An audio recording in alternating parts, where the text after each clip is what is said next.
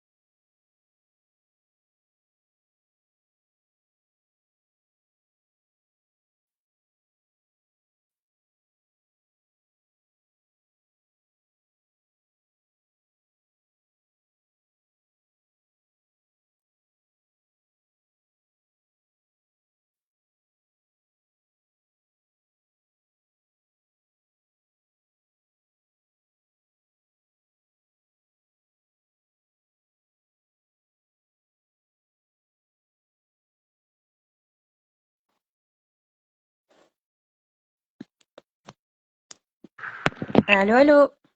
Bonsoir, Bonsoir à tous. vous allez bien? Alhamdulillah. Dites-moi, est-ce que vous me voyez ou pas? Non. Attendez, attendez. Voilà. Oui, Bonsoir tout le monde. nous en pouvoir. Très bien. Par contre, moi, je vous vois pas. Oui, en fait, la connexion, elle est un peu lente. Je sais que si j'active la caméra, vous allez perdre ma voix. J'aurais aimé voir une personne, mais bon, il n'y a pas de Oui. souci. Il n'y a pas de problème. Alors, bonsoir à tous. J'espère que vous allez bien. صحة فطوركم. صحة فطورك تينا. Merci, ça Bonsoir Sanina. Merci. Bonsoir Houda. Bonsoir à tous. Alors, dis-moi, Tina, on attend un petit peu le temps que les autres nous Oui, rejoignent? oui, je Bien, on peut préfère qu'on commencer. attende.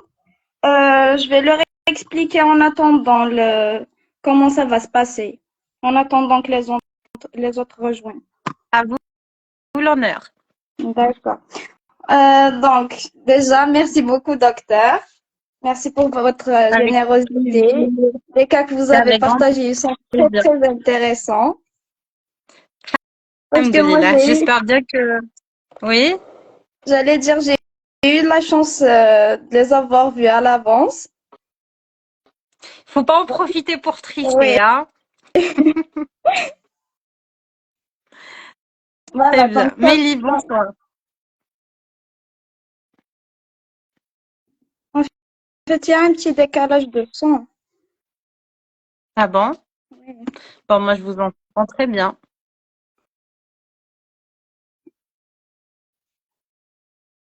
Là, je pense que ça va mieux. Très bien. OK. Vas-y, Euh, commence, Tina. OK. Donc, ça va être un live interactif. Donc, il y aura des questions au fur et à mesure. Et on vous invite à Oui. répondre dans les commentaires. Et voilà. C'est la meilleure méthode pour apprendre. Exactement. Alors, je vais rajouter un petit détail, Oui. Tina.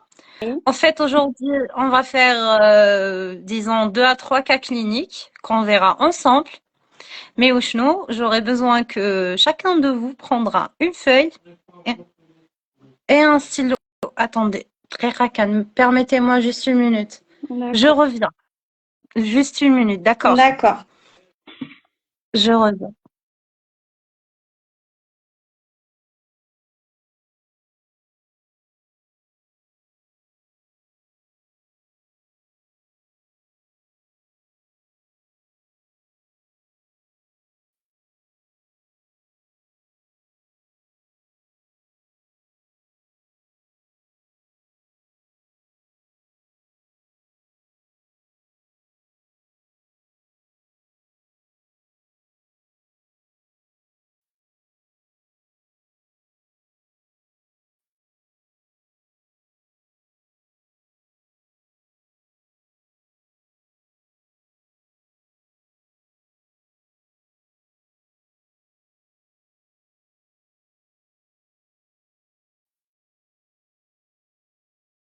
Il stresse pas tout.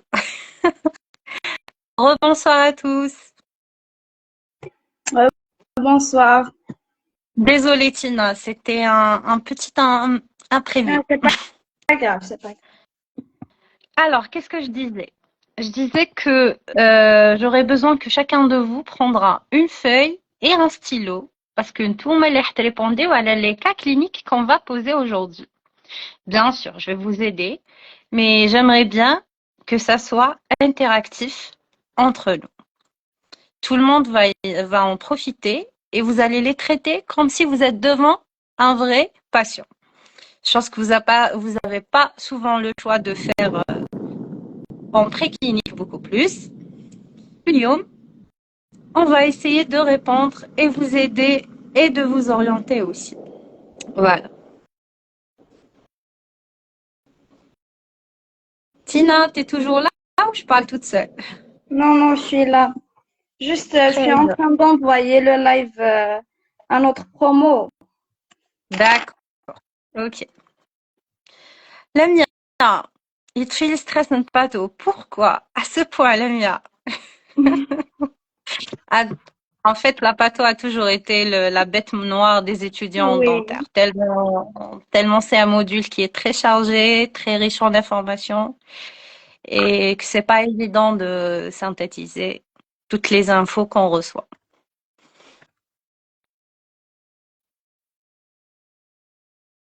Alors, Bon, y je pense a-t-il que d'autres commentaires ou bien c'est bloqué? Essayez d'interagir avec nous pour savoir que vous êtes toujours là. Merci.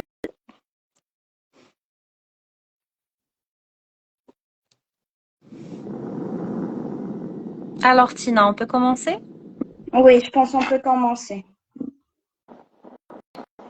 Et équipes qui sont en train de nous suivre. Est-ce que vous êtes prêts? Est-ce que vous êtes là? Est-ce que vous êtes prêts? Il y a Ça reste Tanina à qui votre a présence. dit ça reste un mot très intéressant. Ouais, ouais, effectivement. Moi, c'est mon module préféré. Oui. Oui, c'est vrai. Bonsoir, ça va? On est là, docteur. Très bien. Alors, prenez une feuille et un stylo. Donc, on aura 3 cliniques qu'on va aborder ensemble. Comme je vous ai dit, vous allez y participer à votre manière. Donc, comme vous savez, en cardiopathie, on a les 3 risques majeurs dans la prise en charge des malades cardiopathes. Donc, le premier risque, qui est le risque syncopal. Le deuxième, qui est le risque infectieux. Et ensuite, le risque hémorragique. Donc aujourd'hui, le but ce n'est pas de reproduire le cours, ce n'est pas de donner des détails que vous avez déjà vus, mais plutôt de pratiquer tout ça devant des cas cliniques qui sont réels. Alors, commençons le premier cas clinique. Tina, tu te souviens du cas d'hier? Oui. HTA. Oui. Alors, imaginez, c'est pas imaginer, mais bon, disons que Ça peut arriver. oui. C'est pas que ça peut arriver, c'était mon cas clinique, c'était mon patient que j'ai reçu. Mais au lieu de faire une seule situation, on va établir plusieurs situations possibles dans un seul cas. D'accord. D'accord? Oui. Alors, vous avez un patient qui se présente à votre service pour une extraction dentaire. C'est un patient qui se présente, qui vous déclare être un patient hypertendu. C'est un patient aussi âgé de 65 ans. Donc, quelle serait votre conduite à tenir? Ok. Donc, Patient c'est un âgé patient qui a de 65 ans. voilà, Ok. hypertendu. Ok. Il est hypertendu et il prend des inhibiteurs classiques. Son traitement consiste à diminuer la tension artérielle. Voilà. Je Donc, sais pas, quelle en serait... fait, moi, je vous entends pas très bien. Je sais pas ce que, il y a que, voilà. Je suis pas la seule. Ah bon? Oui.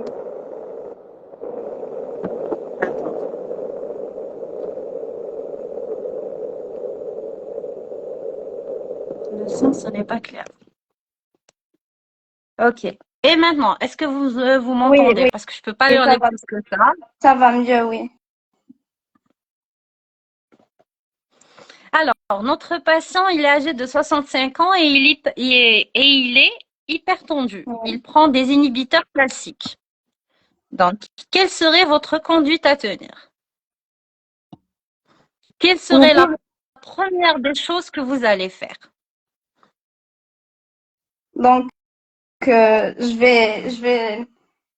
que le son, il est un peu, on n'entend pas très bien. Sincèrement, je peux pas faire plus que ça. Vraiment. Je sais pas où est le problème. Maintenant, oui, c'est vrai, parce que j'avais allumé le PC, je voulais faire un truc, bref. Donc là, je pense que c'est réglé. C'est bon? Ah, d'accord. Oui, oui, c'est bon. Très bien. Alors, devant un patient âgé de 65 ans qui se présente chez vous pour but de faire une extraction dentaire et qui vous déclare être hypertendu, quelle serait votre première conduite? Quelle serait votre réflexion? Votre premier réflexe devant ce cas, devant Quel ce est patient? le risque qu'on peut rencontrer? Oui, Ok. il faut d'abord l'avis du médecin traitant. Très bien à la main. Très, très bien. La première des choses, toujours l'avis du médecin traitant. Pourquoi? Je vais vous donner 2 situations et vous allez comprendre le pourquoi. Une fois, on sort de ce cas pour donner d'autres exemples. Une fois, j'ai reçu un patient qui est hypertendu, qui me dit qu'il prenait uniquement un inhibiteur calcique. Une fois que j'avais injecté mon anesthésion et tout, il me déclare avoir pris aussi Catalgine. Hmm. Catalgine, c'est de l'aspirine. L'aspirine, c'est un anticoagulant. Oui. D'accord. Anti-agrégant plaquettaire. Donc, vous voyez, au début, il a dit qu'il avait que une hypertension. Il était hypertendu. À la dernière minute, je découvre qu'il prenait aussi de l'aspirine. Donc, pourquoi on demande toujours l'avis du médecin traitant?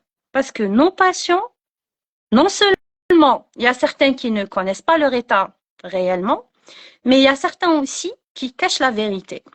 Oui. Donc, toujours Des se films, ça. référer au médecin traitant.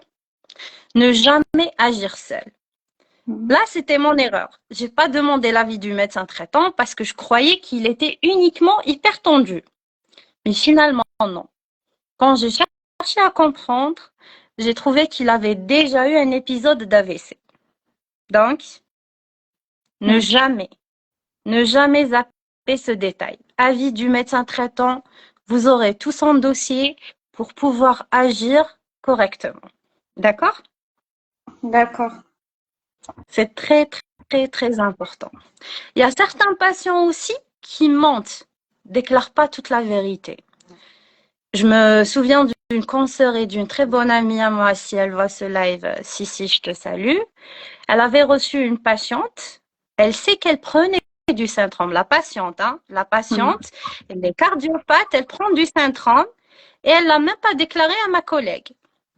Elle a tout nié, elle a tout caché. Elle savait qu'elle va pas la prendre en charge sur place.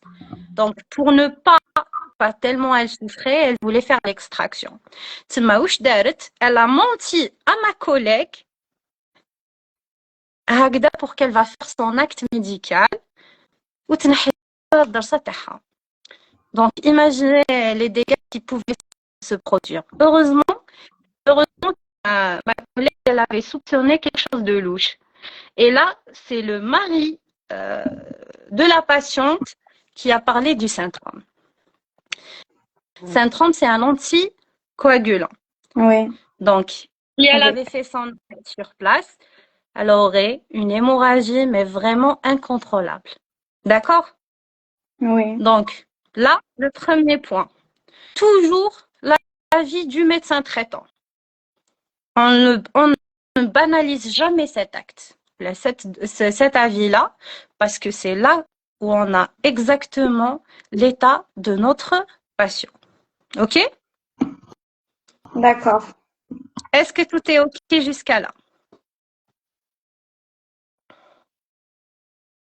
Est-ce que ceux qui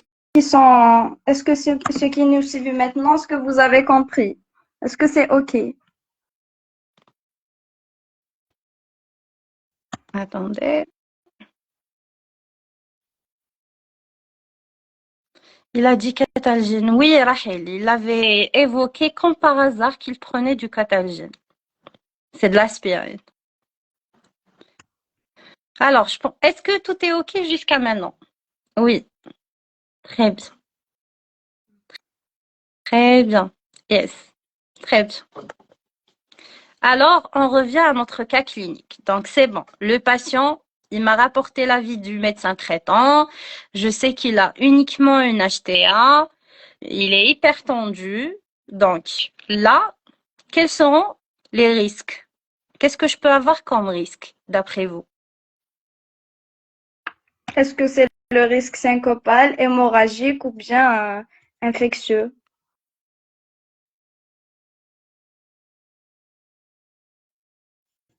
On attend les réponses. D'accord. Le risque syncopal. Très bien. Très bien. Très bien. Exactement. C'est le risque syncopal. Mais quand est-ce que je vais avoir ce risque réellement? C'est quand mon patient, il est anxieux, il est stressé, il a peur. Et oui, 90% des patients qui nous consultent ont une phobie vers le dentiste. Donc, c'est tout à fait normal que mon patient soit anxieux, soit inquiet, soit phobique. Donc là, qu'est-ce que je devrais faire si mon patient déclare être anxieux? En fait, il y a une réponse de Rahma qui dit risque syncopal et hémorragique. Non, Et non, moi aussi, l'année Rama. passée, oui, je pensais qu'il y avait le risque hémorragique. Non, Mm, il n'y a pas de risque hémorragique quand c'est une personne hypertendue. oui, Quand notre patient il est hypertendu, on n'a pas de risque hémorragique. que le Donc, risque le syncopal. seul risque qu'on peut avoir, c'est le risque syncopal. D'accord? Effet de l'adrénaline, exactement. Déjà que le patient soit anxieux, donc si vous faites une injection avec vaso, vous risquez d'avoir le risque syncopal. Oui, Prémédication, sédatif, oui, Sanina. La sédation, oui. Et les amis, la sédation, c'est le fait de lui parler, de le rassurer, de lui montrer que vous êtes confiant, que vous êtes capable de gérer la situation. Et le stress.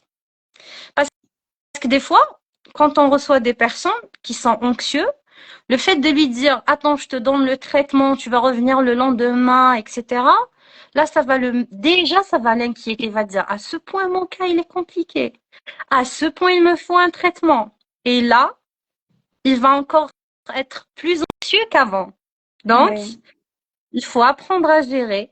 Il faut apprendre à lui montrer que vous êtes confiant vis-à-vis de sa situation et que tout se passera bien. On doit programmer l'acte le matin. Oui, toujours avec les personnes ou les patients à risque, l'acte se programme le matin. Donc, revenons à notre cas clinique. Comme on a dit, on peut avoir deux risques. Quand on a une HTA, quand le patient il est hypertendu, on peut avoir deux risques. Un risque syncopal et le risque d'avoir un AVC. Comment? Le cas, mon patient, le premier réflexe que vous devriez avoir, une fois que vous avez eu l'avis du médecin traitant, c'est de prendre le tensiomètre, de lui mesurer la tension du moment même.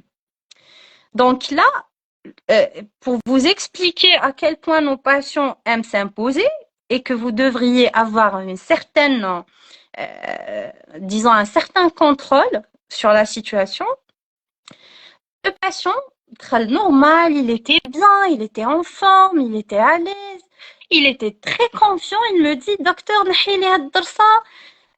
suis bien, oui, je suis hyper tendue, mais normal, j'ai pris mon médoc et je suis très très bien. D'accord.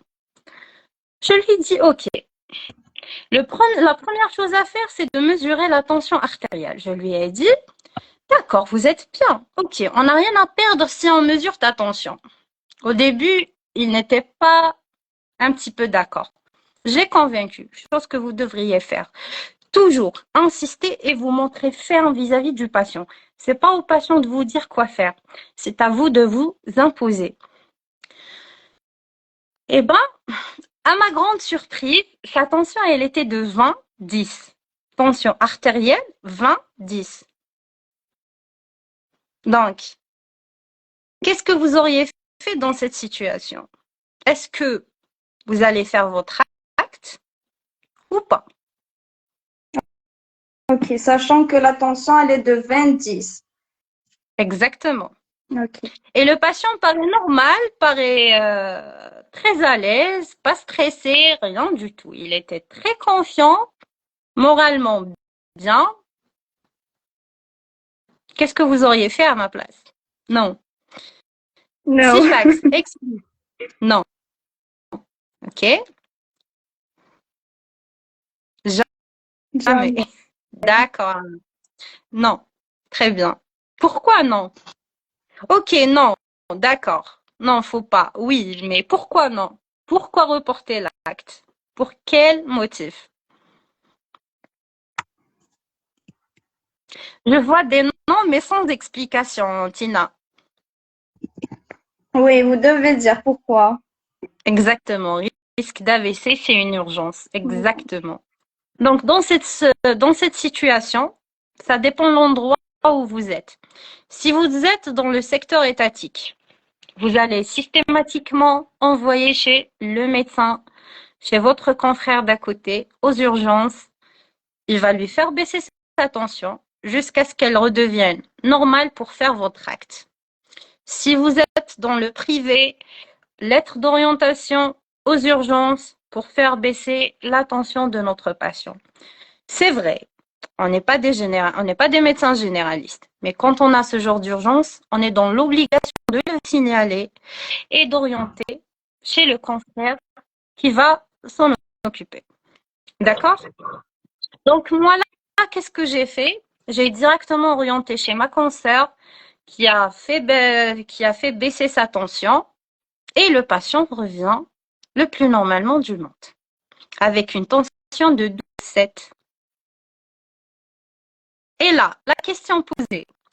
Donc, imaginez que votre patient n'avait pas 20-10. Non, pourquoi j'ai donné cet exemple? Pourquoi j'ai donné ce cas? Pour vous dire que des fois, même si le patient la baisse allait, vous voyez que son état, que la façon dont il vous parle, son comportement et tout, paraît une personne saine qui n'a rien. Il n'avait aucun signe qui montrait qu'il avait une tension de 20-10. Donc, Alors que 20-10, ne c'est prenez énorme. jamais, exactement.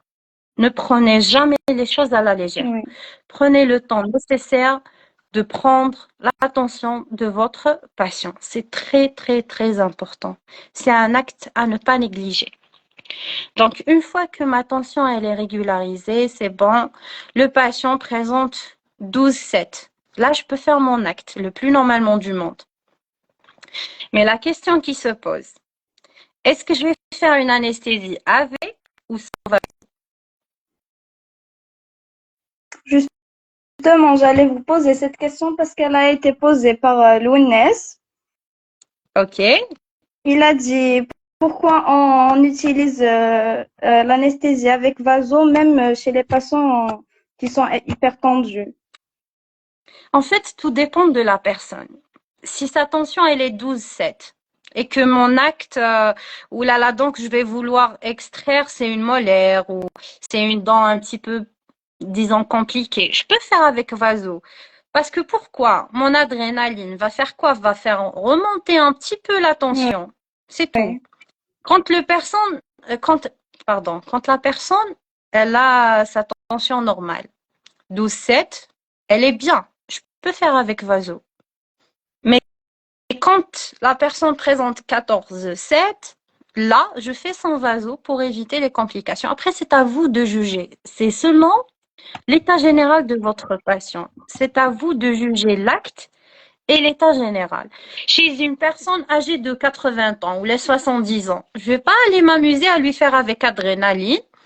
Or que moi, je sais qu'il est hyper tendu et que sa tension n'est pas stable. Vous voyez à peu près, surtout s'il a des multitards, donc plusieurs maladies. Mais si c'est une personne de 30 ans, 40 ans, il est juste hyper tendu, sa tension elle est la plupart du temps stable. Oui, Là, je peux faire je peux avec vaso. tolérer. Exactement. Donc, tout Oui. dépendra de votre cas clinique.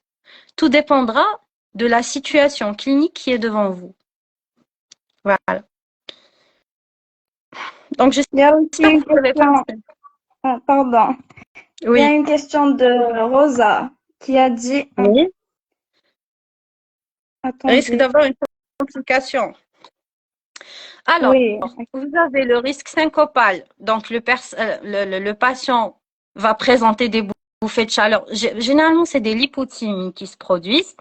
Donc, des bouffées de chaleur. Tina, je te laisserai expliquer ce point. Quelle serait ta conduite à tenir? mettre les jambes surélevées et Voilà. euh, libérer les voies aériennes supérieures. Mhm, Voilà. Vérifier le pouls. mhm. Voilà. Et mettre les jambes surélevées, ça va pas durer longtemps. Si ça dure longtemps, c'est que c'est une urgence et il faut appeler le Évacuer. SAMU. Voilà. Oui. Alors, Tina, expliquons qu'en fait, devant un hypertendu, on risque d'avoir le risque AVC dont on a déjà parlé et le risque syncopal quand la personne elle est anxieuse. Oui. Donc là, ces urgences cela, en fait, ce n'est pas que devant une personne hypertendue. Même n'importe quelle personne qui peut être anxieuse le jour de l'acte risque de faire le risque syncopal ou carrément une hypothymie. Donc, la personne va commencer à perdre, disons, va commencer à montrer une certaine pâleur, va te dire que j'ai du mal à respirer. Donc là, il faut vraiment aérer la salle, le rassurer que tout va bien, lui donner un petit peu de coton alcoolisé. Si c'est une personne hypertendue, donc là, clairement qu'on a une baisse de tension. Donc, on fait quoi? On soulève les pieds et il faut faire aussi rabaisser le dossier. Oui, Donc, la personne va être comme ça, allongée et les pieds élevés de cette façon pour permettre une meilleure circulation sanguine. oui, Donc, comme quand c'est un patient qui est déjà hypertendu, donc c'est bon, on sait que c'est la tension اللي حبطت له. Mais quand c'est une personne qui est saine et qui présente ce genre de situation, faut directement lui donner un truc sucré aussi, parce que il peut être, surtout si le patient il était à jeun, donc là, il faut resucrer. hypoglycémie. Voilà. Il faut, on ne sait pas, on ne peut pas deviner sur Oui, le coup. Donc, il faut directement donner un truc sucré pour lui permettre de remonter, enfin, de reprendre son état normal. C'est pour ça qu'on contre-indique toujours, si on contre-indique, mais on préfère que la personne prend un truc le matin avant de faire ses soins, surtout pour les personnes anxieuses. oui. Et pour les personnes hypertendues, bien sûr, qu'il mange, qui prend son traitement à l'heure et qu'il se présente la matinée. Oui. Il y a une question de Ania qui dit si on est dans un secteur étatique, on peut faire l'extraction juste après l'avoir baissé le jour même. Est-ce que c'est... Yes, exactement. Oui, et c'est ce que j'ai fait. C'est exactement ça. J'ai orienté chez ma consoeur qui a fait baisser sa tension, donc avec une oxygénothérapie. Il y a aussi un traitement que j'ai oublié, c'est des injections qu'on fait aussi pour baisser la tension. Une fois qu'elle s'est stabilisée, elle me l'a renvoyée. J'ai fait mon acte le plus normalement du monde. D'accord. Il y a aussi une question de Lounès. Mhm. La douleur de l'acte ne risque pas d'augmenter la tension. La douleur, non, Je pensais beaucoup plus c'est l'anxiété. c'est l'anxiété, exactement. La peur. J'ai jamais su, enfin, par rapport à la douleur, on n'a jamais vu ça. C'est beaucoup plus l'anxiété. D'accord. À partir de combien de tension artérielle on décide de reporter l'acte? Du moment que tu dépasses la tension habituelle, donc à partir de 14,9, là, il faut reporter. Bon, beaucoup plus à part 15, 16, tension artérielle par rapport à la systolique et par rapport à la diastole, 9, 10. Là, généralement, il faut reporter. Ou bien, même avec 14,9, tu peux faire ton acte à condition que le patient soit plus jeune, soit plus, je dirais, une meilleure santé, quoi. Je sais pas comment vous expliquer parce que ça dépend des situations que vous rencontrez devant vous. Si sa tension, elle a toujours été 14,9, je vais faire sans vaso. C'est tout. Si c'est une dent mobile, je fais sans vaso, je fais mon extraction. Mais si c'est une molaire, par exemple, du bas, non, je reporte pour faire avec vaso. Vous voyez, tout dépendra de la situation clinique et de l'acte que vous allez faire. Oui, il n'y a pas une règle précise. Il n'y a pas de Oui, règle. Il n'y a oui. vraiment pas de règle. C'est à vous de juger. C'est pour ça, vous devriez avoir la théorie en tête. Une fois que vous avez compris le concept, vous pouvez l'appliquer devant n'importe quelle situation. D'accord. Car ça reste toujours une personne hyper tendue. Oui, Sanina. Il y a aussi la question de Ania. Et s'il devient inconscient? Ah, mais, Euh, comment ça? Comme si la syncope, elle dure. S'il passe un Et il faut appeler le SAMU. Il faut le oui. mettre dans une position latérale et PLS. de sécurité, voilà, et appeler le SAMU. Ça serait une urgence. Là, ça devrait, enfin, ça sort du contexte de la syncope. Oui.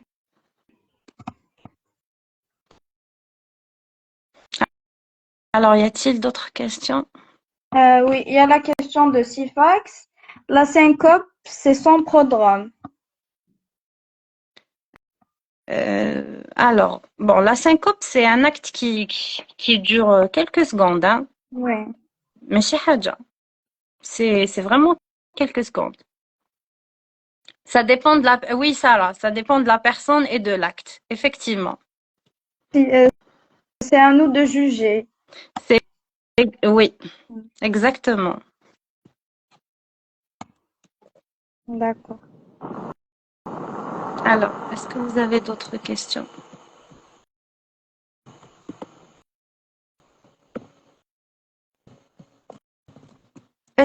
Qu'y a-t-il d'autres questions? Est-ce que vous avez d'autres questions? Sinon, on va passer au deuxième cas.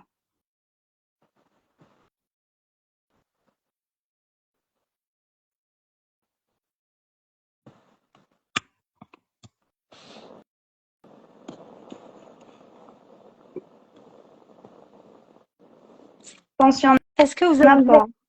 avez... Déjà, je veux savoir, est-ce qu'ils ont appris quelque chose, déjà? Est-ce qu'ils m'ont compris ou pas? Oui. On passe au deuxième cas. Là, si Fax vous dit c'est bon, on passe au deuxième cas. Il a tout compris. J'attends. Pour le moment, Rahim, non. Comment ça, pour le moment, non?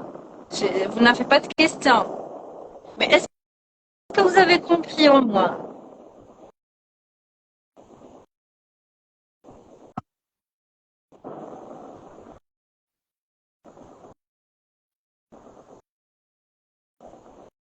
les moyens Non, Lemna. locaux de...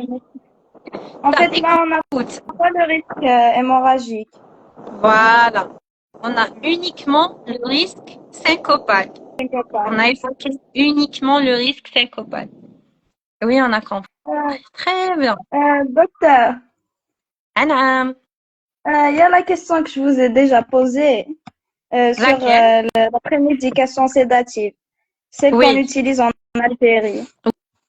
oui. Alors, vous pouvez. Bon, le Valium, il n'est pas donné par les dentistes, malheureusement, même s'il fait partie de nos prérogatives côté théorique. Oui, On est censé le prescrire, les diazépam. Mais malheureusement, en Algérie, on n'a pas vraiment accès à ce genre de médoc. Donc, le seul produit que vous pouvez prescrire, c'est l'Atarax. L'Atarax à 50 milligrammes. Donc, comme tu l'as déjà dit, Tina, dans la prescription exacte. deux fois, je pense. Comment? C'est deux fois avant l'acte. La veille, et puis tu as aussi le jour de l'acte. Oui, Et bien sûr, le dosage va différer si c'est un adulte ou un enfant. C'est pas, c'est pas la même chose. d'accord. Alors, est-ce qu'on peut passer au deuxième cas clinique? Le deuxième cas clinique, voilà la question que tout le monde attend, ça parle de syndrome, un anticoagulant. Alors, c'est bon, vous êtes prêts? Faites des cœurs pour que je sache que vous êtes prêts. Là, ça sera un cas un peu plus compliqué que d'habitude, que le premier. Hein. Hada, c'était juste un gâteau, là, le dessert pour ouvrir On va pour ouvrir les cas commencer par cliniques. le dessert. On marche à l'envers. El myopalonès pour le moment en Algérie, je pense qu'il y a que un Mustapha qui le font. Juste le milieu hospitalier pour le moment.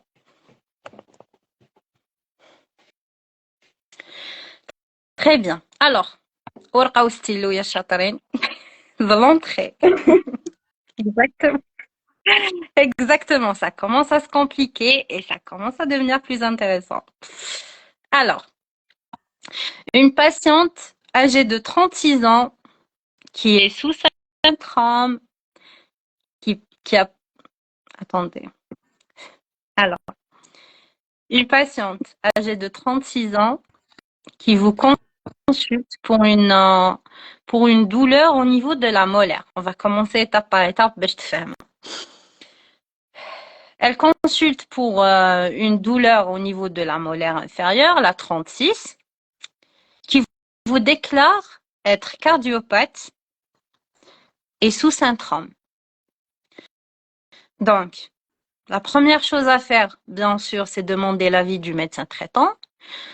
La demande a été faite, l'avis a été demandé plus tôt, et la patiente a subi une intervention chirurgicale et elle porte une prothèse valvulaire. Donc, la patiente en question, elle a déjà vu d'autres confrères qui ont refusé de la prendre en charge. Alors, vous pouvez imaginer son état, parce qu'elle sait que le syndrome provoque une hémorragie plus ou moins incontrôlée quand on ne prend pas en considération euh, ce point-là. Donc, elle est effrayée, elle est terrorisée, elle a peur de subir une extraction dentaire. Donc, première question. La patiente, je vous ai dit, elle présente une pulpite aiguë au niveau de la 36. Pourquoi l'extraction?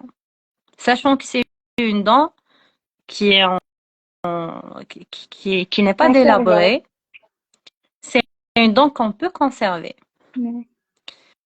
Mais on a opté pour une extraction dentaire. Pourquoi? Tina, ne réponds pas, hein, Kimendra. Ok.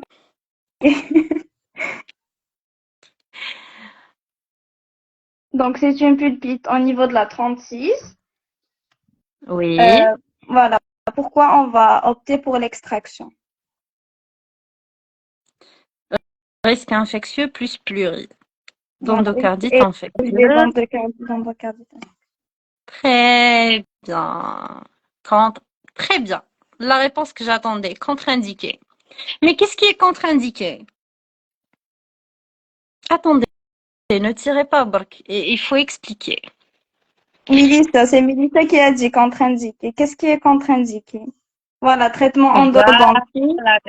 très bien. Donc, pourquoi une extraction dentaire et pas un soin?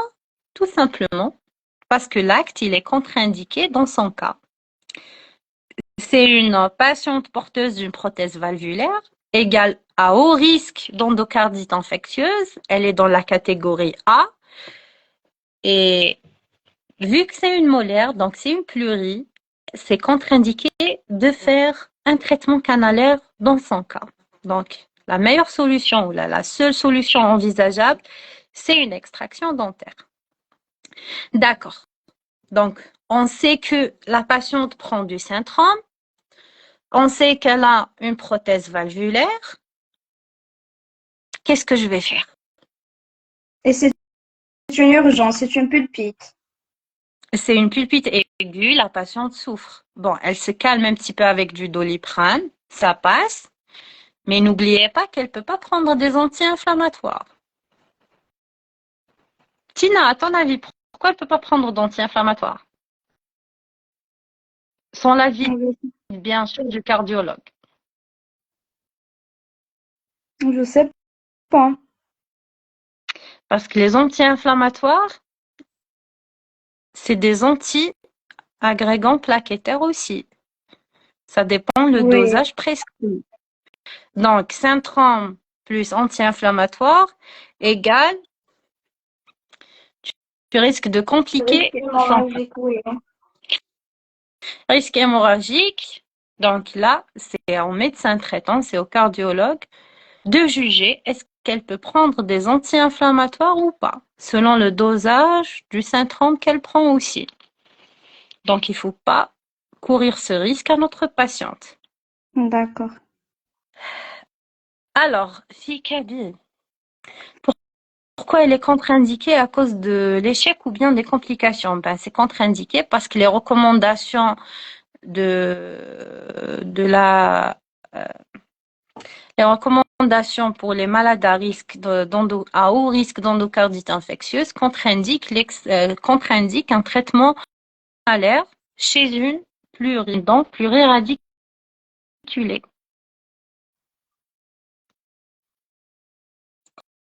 Contre-indication de faire un traitement endo-surmolaire. Très bien, voilà Rachel. Très bien, Mélé. Alors, dites-moi, qu'est-ce que je vais faire? C'est bon, j'ai l'avis du médecin traitant. Comment je vais procéder à l'extraction? Sachant que, en discutant avec son médecin traitant, le cardiologue savait qu'elle va subir une extraction dentaire, donc il a ajusté son syndrome. Est-il possible si c'est une mono? Oui, c'est possible, mais avec des conditions. Que l'acte soit réalisé sous DIC, avec comme condition qu'elle soit pas une dent nécrosée, et aussi, sauf je pense les nouvelles recommandations qui le permettent. Sinon, je me souviens pas très bien des Oui, nouvelles recommandations. Ok, mais aussi à condition que l'acte ne va pas tarder. Faut pas dépasser quand comme une même personne. les 45 minutes. Voilà. Faut une antibrophylaxie. Ok, d'accord. Bon, Annelium, j'aimerais bien que vous allez imaginer le cas devant vous. Quels seraient étape par étape les gestes que vous allez élaborer? Réfléchissez bien, sachant que le cardiologue a ajusté le dosage du syndrome pour notre patiente afin qu'elle se prépare à une extraction dentaire. Concentrez-vous et écrivez-moi votre conduite à tenir. Étape par étape, elle vient chez vous, elle vous ramène tout ce qu'il faut. Il y a une chose très très importante que vous avez oublié de contrôler. La chose la plus primordiale avant de faire l'extraction, c'est cette patiente qui prend un un anticoagulant, un antivitamine K, un AVK. Avant d'arriver à l'antibioprophylaxie.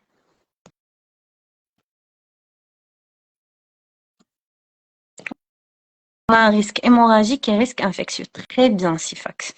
Bravo.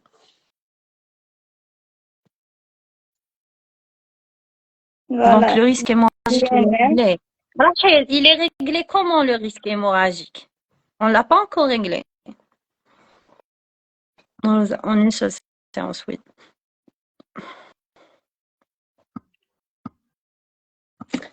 L'INR du Yes, jour. Ania. Exactement. Exactement. La chose la plus importante à faire, c'est de contrôler son INR, de savoir le dosage du jour. Ania, pourquoi du jour? Du jour de l'acte. Pourquoi? Pourquoi pas la veille? Pourquoi pas avant? 48 heures avant? Pourquoi vous insistez sur le jour?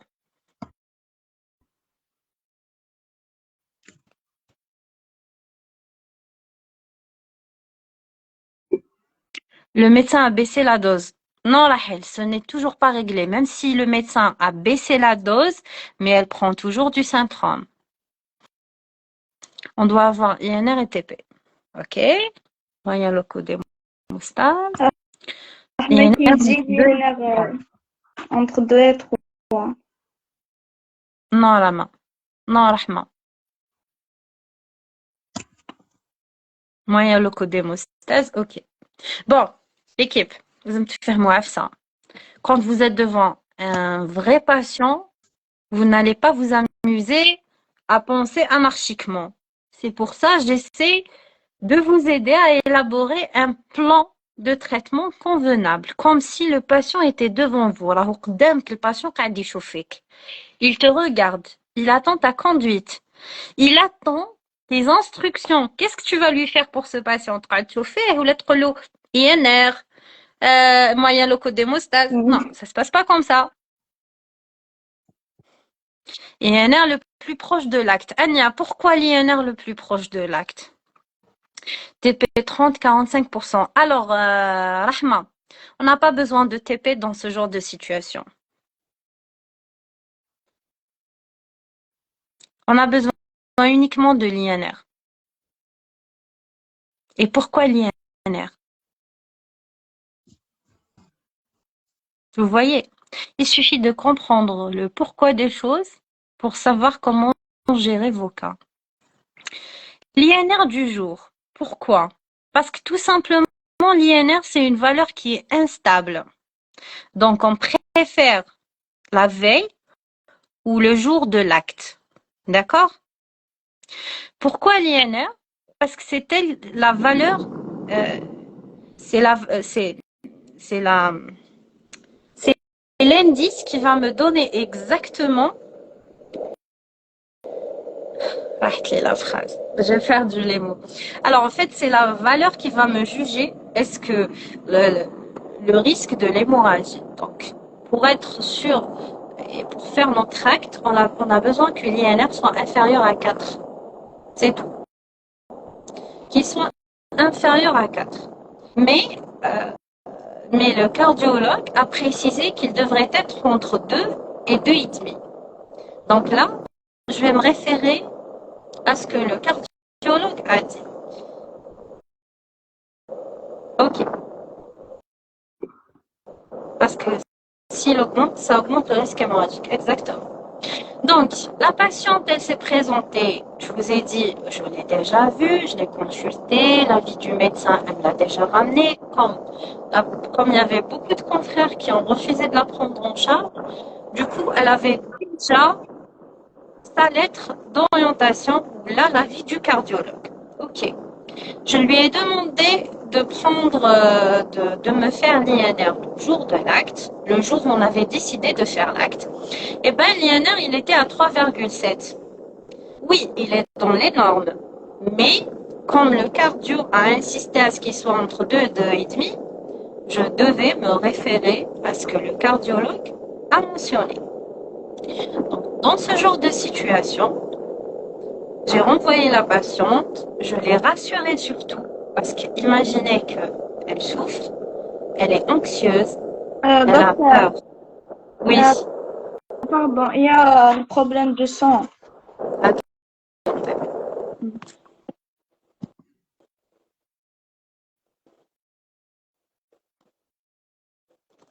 Oui, oui, c'est bon, je pense que c'est réglé.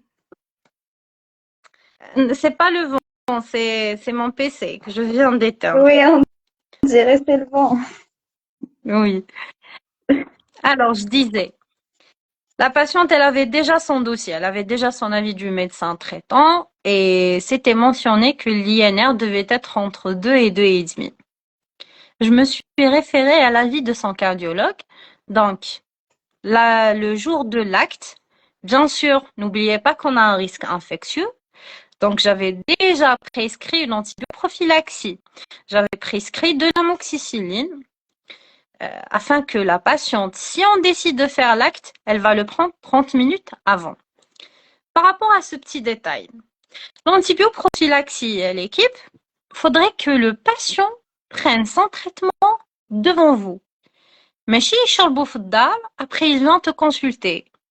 Non, il va le prendre devant vous, il va rester dans la salle d'attente 30 minutes à 45 minutes, puis vous allez le prendre en charge. C'est très important de vérifier si votre malade a pris son traitement ou pas. D'accord? Parce qu'il y a certains qui le prennent pas. Il y a certains qui le prennent à 6 heures du mat ou à 8 heures et ils passent chez toi à 10 heures, 11 heures, midi, je sais pas quoi. Donc non, l'antibioprophylaxie, c'est une demi-heure avant l'acte. C'est que le malade le rapporte avec lui, le boit devant vous ou que vous devriez vous assurer qu'il l'a pris. C'est ça ce qu'on appelle une antibioprophylaxie, qui est bien sûr de l'amoxicilline à 2 grammes. Et en cas de en cas d'allergie, vous allez donner de la rofamicine ou de l'azithromycine, 1 gramme. D'accord? 1 gramme pour l'azithromycine et 3 millions pour la rovanicine. Justement, on a eu cette question dans la box, la posologie de l'antibioprophylaxie. On a eu cette question dans la box de questions. Allô, allô.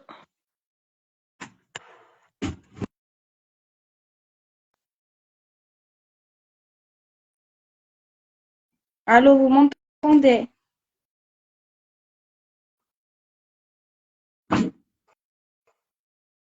Oui, je vous entends. Ok.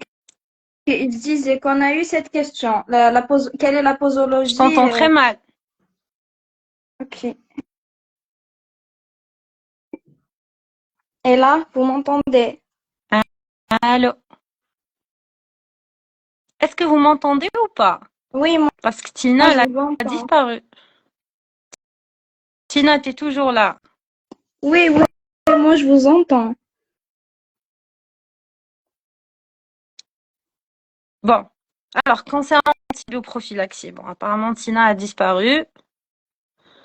Donc, tout dépendra de votre patient. Vous avez un tableau des recommandations de l'antibioprophylaxie. Je vais vous envoyer les dernières recommandations de 2024 et vous allez les consulter. C'est des détails que vous devriez connaître. Donc, ça dépendra de votre prescription. Est-ce que c'est de l'azithromycine? Est-ce que c'est de la pristinamycine? De la Rova? Voilà. Donc, tout dépend de ce que vous allez prescrire selon le cas clinique, selon la situation clinique qui est devant vous. Tina, Oui, oui, vous m'entendez? oui, Tina, un petit peu. Et là? Allô? Allô? Oui, On vous entend Tina, les là, je deux. t'entends mieux. Très bien. Ok. Tu disais que c'est une question déjà posée dans la box, c'est ça? Oui, c'est ça, oui.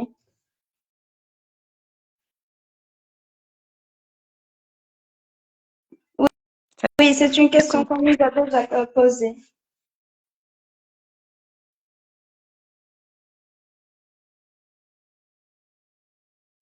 j'ai perdu Tina.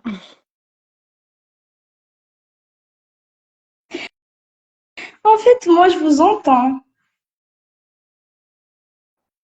Tina, ça se coupe, change de place ou change tu switches vers la 4G. Sinon, si c'est un problème de D'accord. Wi-Fi.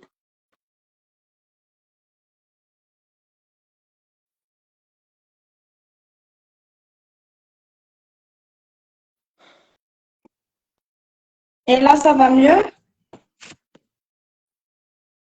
Allô? Allô?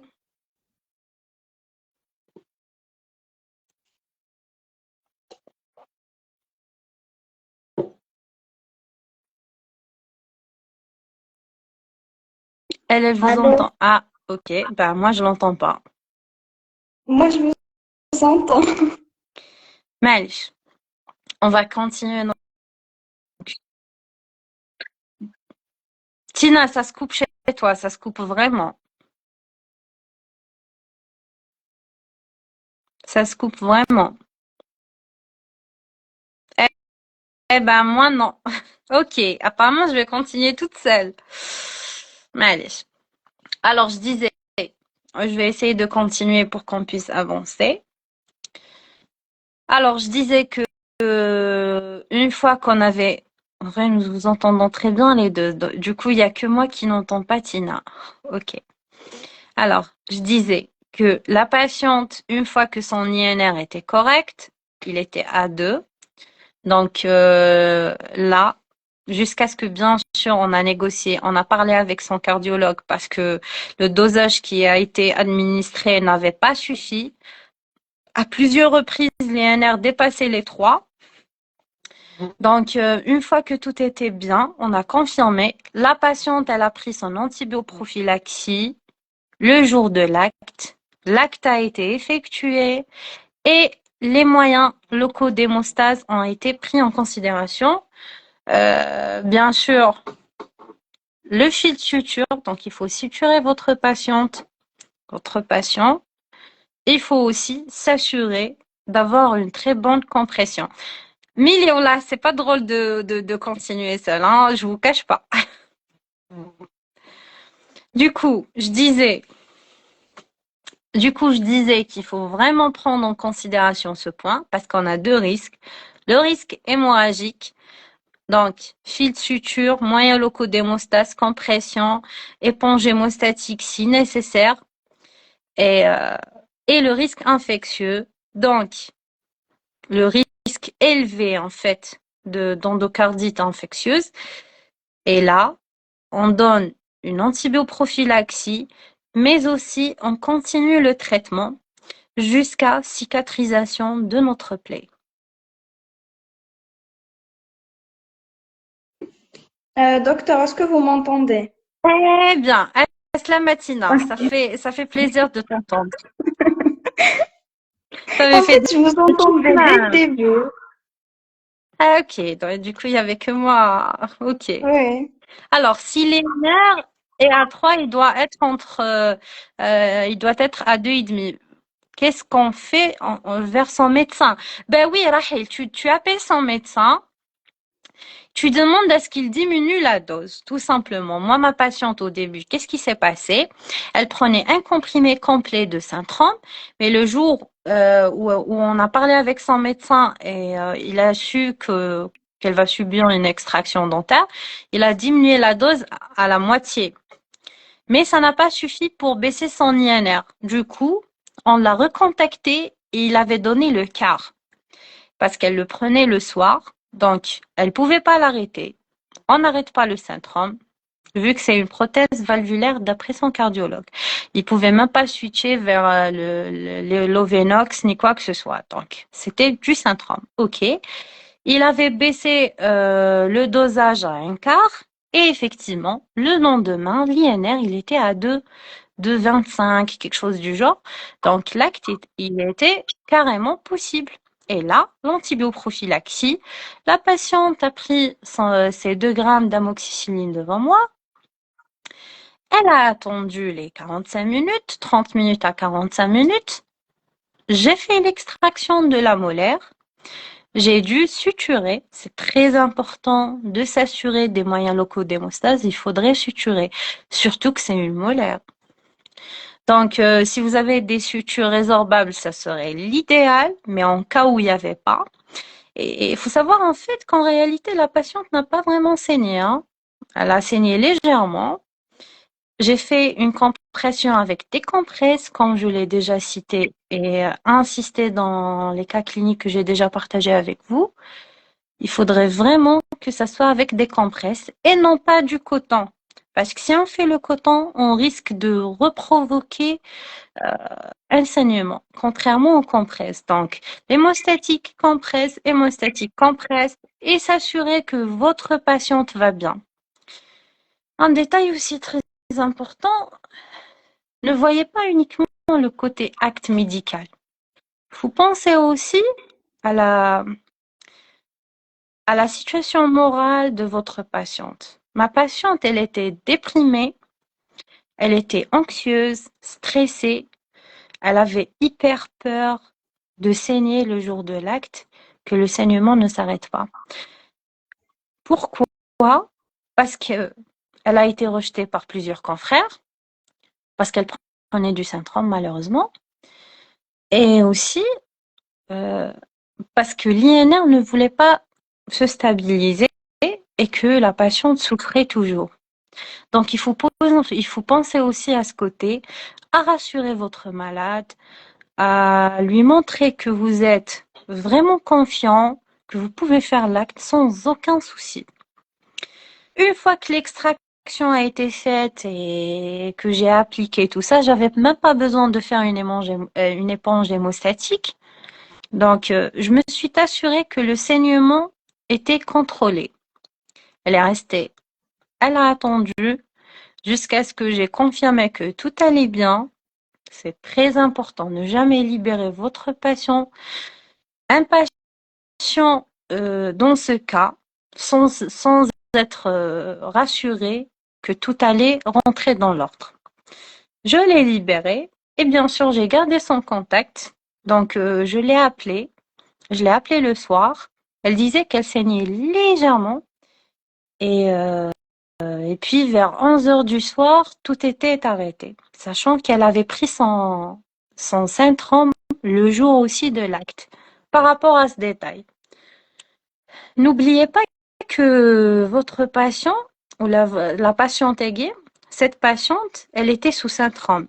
Elle l'avait pris le jour de l'acte, la veille plutôt. Et comme l'acte a été effectué, il faudrait discuter avec son médecin traitant pour qu'elle continue le dosage habituel afin que la cicatrisation ou le saignement s'arrête. Parce qu'imaginez, Loukan, elle a repris directement le 1 comprimé de Centrum. Elle risque de faire des gingivorragies, tout simplement. Donc, n'oubliez pas ce détail.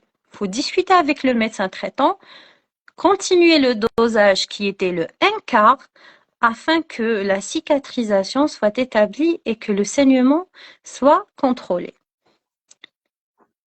Est-ce que vous me suivez jusqu'à là? Tina? Oui, moi je suis en train de suivre. Et les autres? J'ai pas vu parce que je suis pas en train de lire les commentaires. En fait, il y a des questions. Je vais juste terminer ce petit détail puis je reviens en question. D'accord. L'erreur qui a été faite, je vous ai déjà partagé le cas clinique par un confrère le jour de ma garde. Un patient n'arrêtait pas de saigner après 48 heures de l'acte effectué. C'était un patient qui prenait du Centrum. Tout simplement parce qu'il a pris et le Centrum et l'Ovenox. C'était prévu en fait de faire une ouverture ou une brèche, switcher vers l'Ovenox, continuer l'Ovenox jusqu'à cicatrisation ou les 3 jours de l'acte, puis reprendre le Centrum.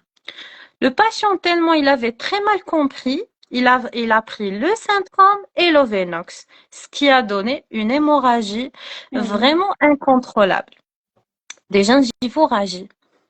Donc, c'est très important de s'assurer de tous ces petits détails-là. Discutez, prenez le temps de discuter avec le médecin traitant. Si vous pouvez l'appeler, appelez-le et parlez-y avec lui, à l'aise. Il n'y a aucun souci par rapport à ça. Demandez son avis et insistez à ce qu'il maintienne le dosage jusqu'à cicatrisation et arrêt du saignement. Revenons au risque infectieux. Le risque infectieux, il faudrait aussi continuer l'antibiotique, ou faire une antibiothérapie jusqu'à cicatrisation complète. De couverture. Oui, ça serait de couverture, effectivement. Donc, moi, malheureusement, j'avais pas de fil résorbable, ce qui me menait à faire tout simplement une dépose des sutures. Le détail aussi le plus important, c'est que la dépose des fils de suture, c'est un acte invasif qui peut provoquer un saignement et qui a aussi un risque infectieux. Donc, n'oubliez pas de maintenir l'antibiotique, même après la dépose de vos points de suture. Voilà. Je pense que j'ai fini. Est-ce que vous avez quand même pu me suivre? Ils disent relais avec l'héparine. Bah oui, l'Ovenox, c'est de l'héparine en fait.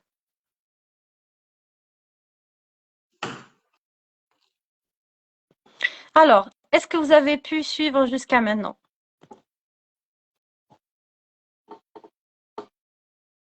Est-ce que vous avez compris?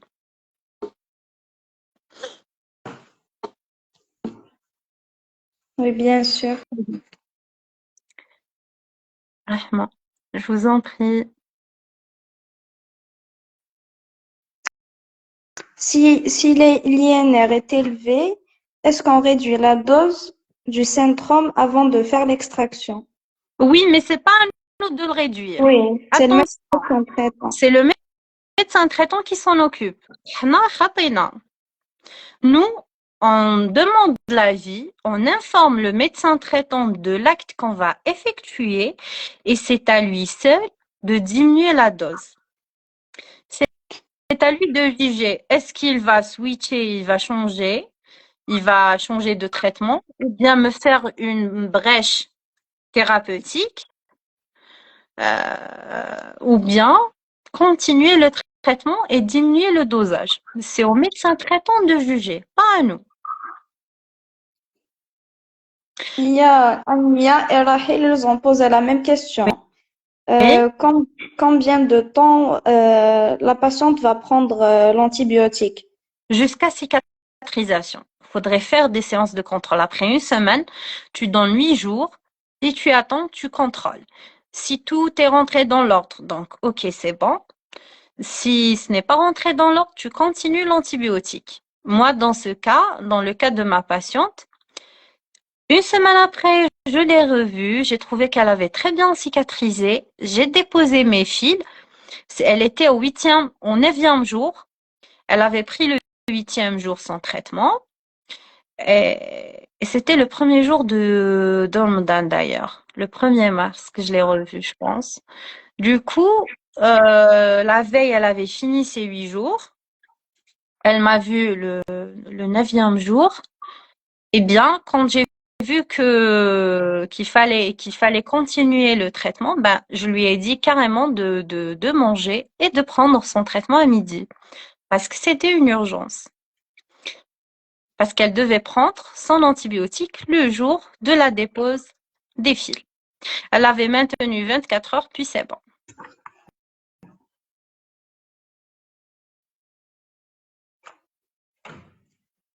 Alors, question suivante, Tina. Ok, il y a eu aussi la question de Mélissa au début. Mhm. Par rapport à cette patiente, est-ce qu'on peut utiliser l'anesthésie avec vaso? Oui, Est-ce que oui, c'est oui, pas oui, oui. contre-indiqué? Eh bien, oui. Il y a pas de souci. D'accord. En fait, il y a aussi des questions de la boxe. Oui. Ok. Est-ce que tous les cardiopathes peuvent être pris en charge dans un cabinet? Je pense qu'elle veut dire. Ça dépend. euh, Ça dépend. C'est au médecin oui. traitant des fois, quand tu demandes l'avis du médecin traitant, là, tu m'as fait rappeler un cas que j'ai déjà eu au cabinet. En fait, c'est une patiente qui présentait souvent des hypotensions. Elle se présentait au cabinet, même pour un simple soin, je trouvais sa tension artérielle carrément à 7,4, 8,4. Donc, j'ai directement demandé l'avis de son médecin traitant, sachant qu'elle prenait pas ses médocs. Donc, c'était une patiente irrégulière, disons, dans ce genre de vis-à-vis de ses traitements. Eh bien, carrément, son médecin traitant a dit qu'elle devait être prise en charge dans un milieu hospitalier. Elle faisait des hypotensions.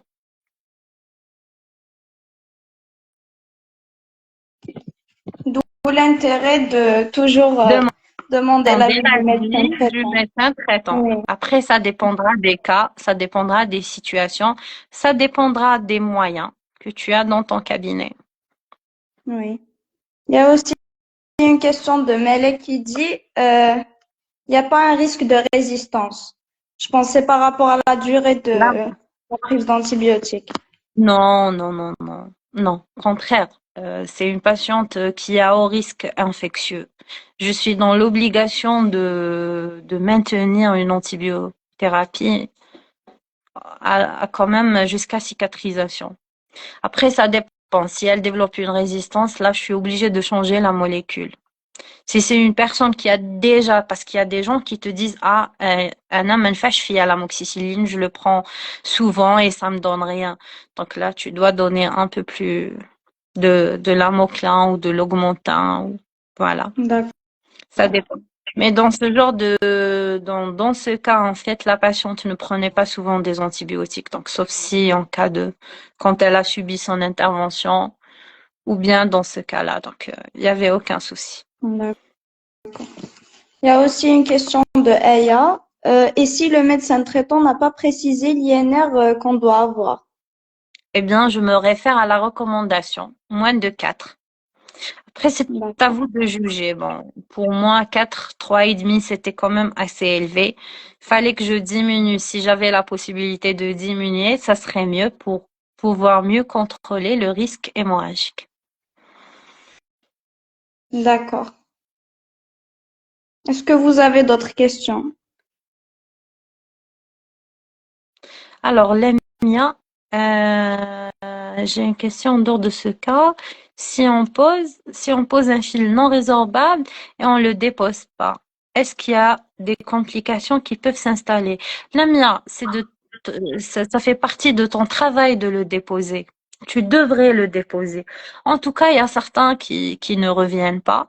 Là, il prend ses responsabilités, mais sinon, toi, tu devrais programmer pour la dépose pour la dépose du fil. Après, il y a certains avec le temps, ça se découpe wahdo et ça s'enlève, ça se détache tout seul. Voilà. Il y a Sifax qui dit, puisque c'est une 36, Mhm. tronculaire, bien sûr, sans vaso, sinon tel oui, para-apicale avec vaso. Mais je pense que la tronculaire, elle est contre-indiquée. Exactement. Quand on a un risque hémorragique, la tronculaire, elle est contre-indiquée. En fait, personnellement, j'ai fait une para-apicale. J'ai fait une para-apicale et ça a donné. Ça va. D'accord. Pas intraligamentaire, même si c'est contre-indiqué de faire une intraligamentaire, mais disons que je n'ai pas eu trop le choix. Alors, hello Voilà. aussi, et si la patiente vient avec, Risque je pense, un d'hématome, INR. oui, Stipax. Risque d'hématome. Oui, Mais généralement, le risque hémorragique, plutôt, elle est contre-indiquée généralement chez les hémophilies, pas chez les cardiopathes. Mais bon, il faudrait éviter dans les deux situations pour être sûr à 100% en classe. J'ai pas fait de tronculaire, j'ai fait juste la parapicale et l'intraligamentaire. Voilà.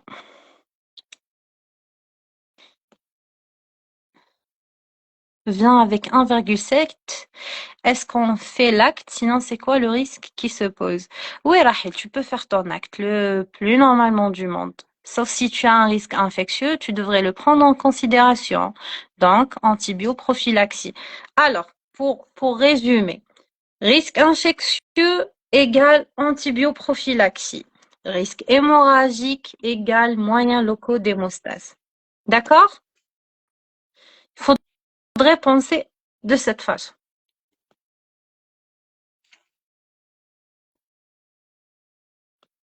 Thrombose. Oui, Lily. Non, j'ai pas fait de tronculaire. Pas fait, j'ai évité la tronculaire. Donc, généralement, je l'évite dans ce genre de situation. Quand il y a un risque hémorragique, on fait pas de tronculaire.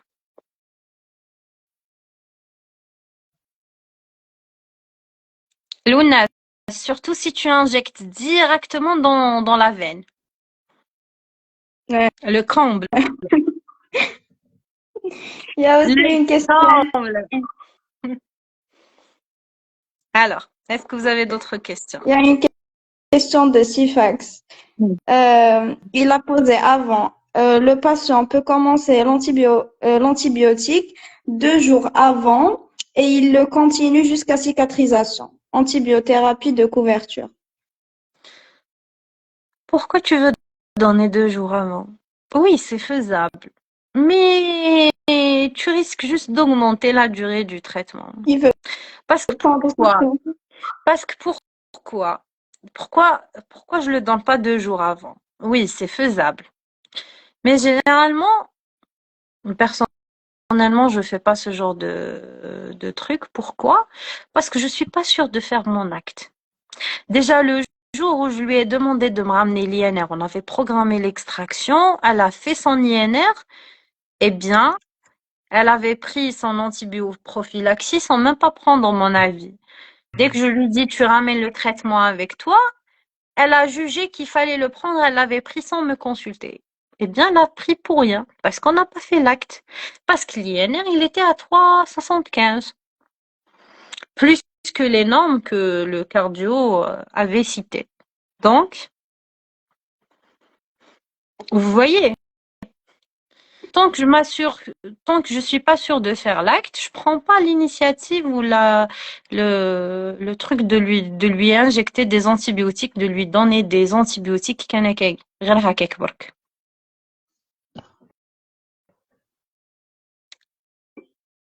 J'espère que vous m'avez compris. Oui, oui, c'est clair. Rosa, la différence, écoute, essaye d'être logique. Par exemple, si tu te blesses au niveau de la main, je sais pas, tu as eu un truc tranchant, tu t'es blessé. Si tu fais du coton, le coton, راح يلصق على la plaie. Donc, quand tu vas détacher ton coton, tu vas reprovoquer un saignement. Par contre, si tu utilises des compresses, ça se décolle rapidement sans provoquer de saignement. C'est exactement la même chose au niveau de la muqueuse et au niveau de la cavité buccale. La compression se fait avec les compresses. Compression, compresse. À défaut qu'on utilise du coton, mais sinon ça devrait toujours être avec des compresses. Parce que, surtout quand on a un risque hémorragique, si tu utilises du coton, il suffit de déposer ton coton, et ben la première couche qui s'est formée va venir avec le coton.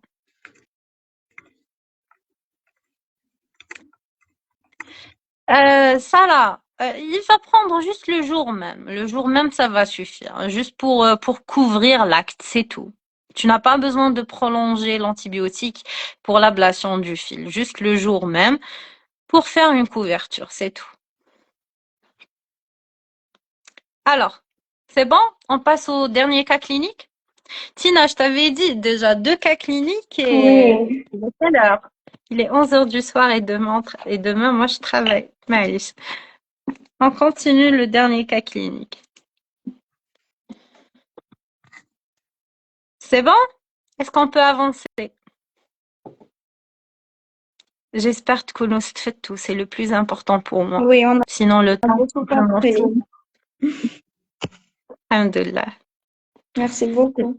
Je vous en prie. C'est ce qui m'importe et c'est ce qui me réjouit en fait. Quelque chose comme tout, c'est le plus important. Dites-moi, est-ce que vous voulez qu'on continue?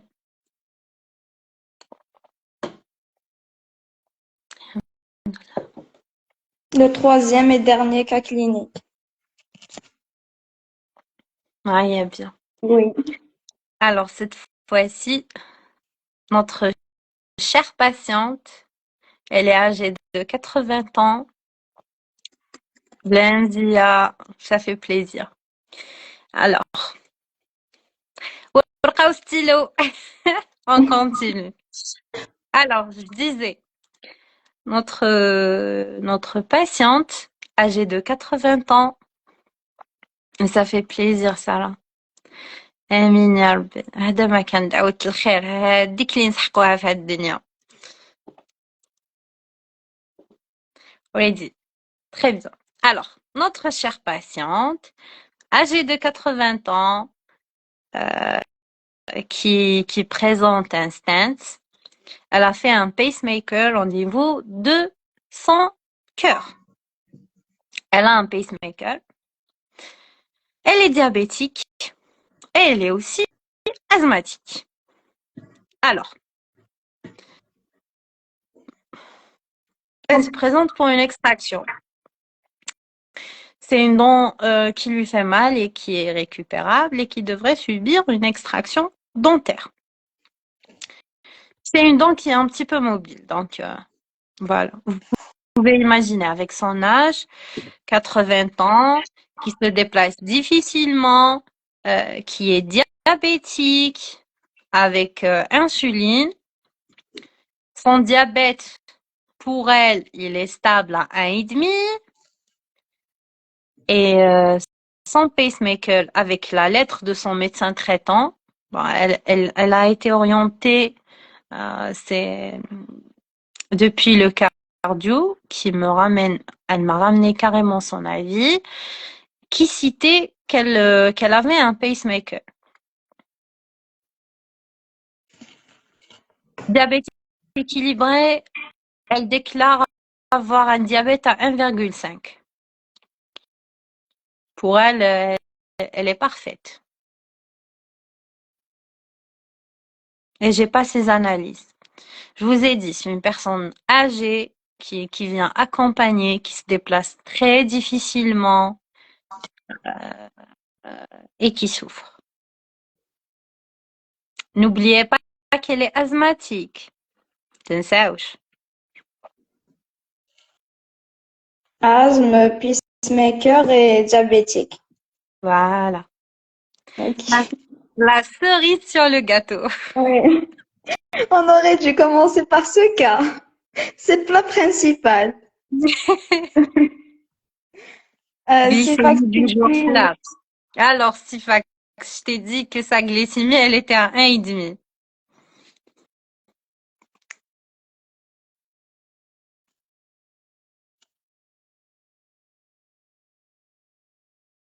Mesure déjà la glycémie sur place. Ok, Rosa, c'est fait. C'est 1,5.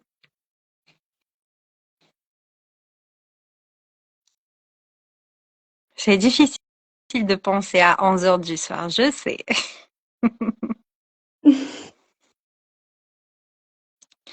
En fait, l'équipe, euh, le but de ce cas clinique, c'est de vous expliquer qu'on peut avoir toutes les maladies dans un seul cas. On peut avoir tous les risques dans un seul cas. Donc, ce n'est pas comme la théorie, تقراوهم différemment, chaque cours وحده, mais la réalité, c'est de synthétiser toutes ces informations dans un seul cas.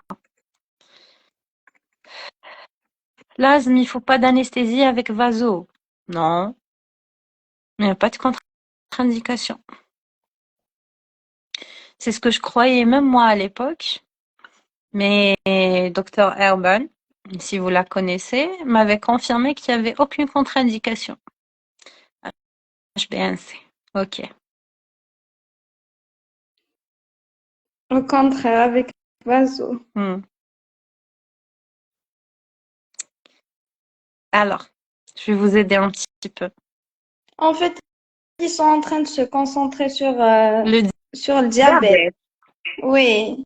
Et Missa Peacemaker. Ah, هكا, ils ont oublié. Ils ont oublié ce détail. تخلطت عليهم اليوم. Ils sont infectieux, ils sont orage. اتصل les lettres. Et aborda donc. Agnès, je te jure que je n'ai rempli aucune lettre. J'avais pas besoin de. Lausanne, l'asthme, on l'a pas fait en cours. يا حي. تجيك الباسيون ونصبر نعاود نشوف الكور ونولي. ما كاش. Ils ont oublié le pacemaker, ça là. Alors, je vais vous aider un petit peu.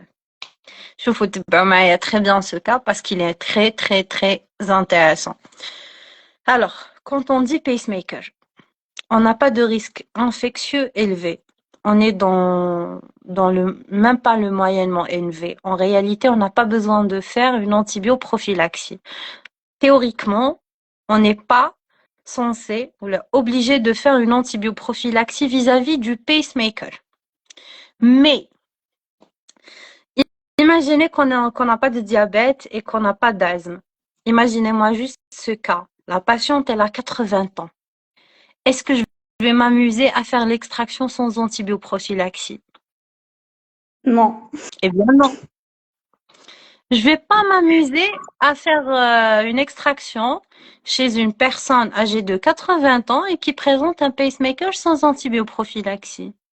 Vous voyez, par mesure de précaution, théoriquement, je ne suis pas obligée de donner un antibiotique, Mais pratiquement parlant et devant ce cas, par mesure de sécurité, je donne une antibioprophylaxie.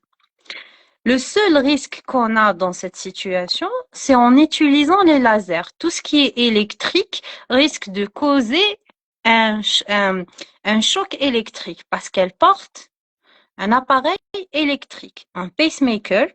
Donc, je risque d'avoir des décharges et carrément causer sa mort. OK? Donc, si vous envisagez de faire une chirurgie pour ce genre de cas, faites-le avec un bistouri et pas avec un laser. Il y a la contre-indication ou là le problème qu'on peut avoir avec un patient porteur de pacemaker. OK? Est-ce que tout est OK? Il existe dans la vraie vie l'asthme. Ah, Ania. Il y a Imen qui a dit elle doit avoir son médicament ou bien pompe en cas de crise d'asthme. Très bien. Yes. Achara à la achara. Effectivement. Alors, on a parlé du pacemaker. Revenons à l'histoire de l'asthme. N'importe quelle personne asthmatique, elle risque de développer une crise d'asthme durant ses soins, surtout si elle est anxieuse. Donc, par mesure de précaution, ne jamais faire l'acte chez une personne asthmatique et anxieuse sans qu'il y ait son traitement, sa pompe, sa ventoline. La plupart des patients prennent de la ventoline. Oui. Avec la pompe. Donc, en cas où elle développe une crise, elle a sa ventoline sur elle. D'accord? Donc, pour notre patiente de 80 ans, elle était bien, elle était à l'aise, elle n'était pas du tout anxieuse. Mais j'ai insisté à ce qu'il y ait de la ventoline. Eh ben, le fils avait rapporté son traitement.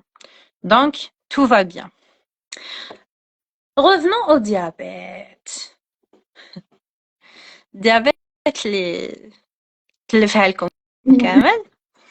En fait, c'est une personne âgée de 80 ans qui avait son diabète depuis plus de 20 ans, ou là, je sais pas j'ai pas vraiment demandé. Est-ce que je vais aller m'amuser à demander l'HbA1c, à mesurer la glycémie? Oui, si elle a son appareil, ou là, si j'ai l'appareil, c'est clair que je vais mesurer.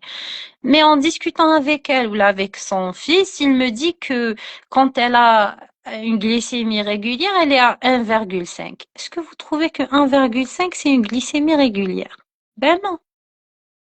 Je vais pas aller m'amuser à chercher si c'est régulier ou pas. Je pose directement une antibioprophylaxie.